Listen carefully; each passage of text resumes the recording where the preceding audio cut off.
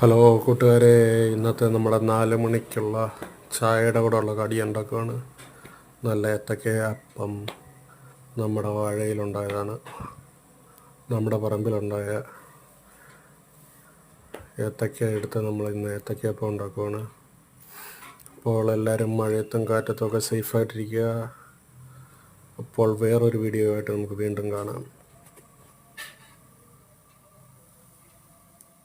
പിന്നെ നമ്മുടെ ചാനൽ കാണുന്ന കൂട്ടുകാർ നമ്മളെ ഒന്ന് സബ്സ്ക്രൈബ് ചെയ്ത് സഹായിക്കണേ.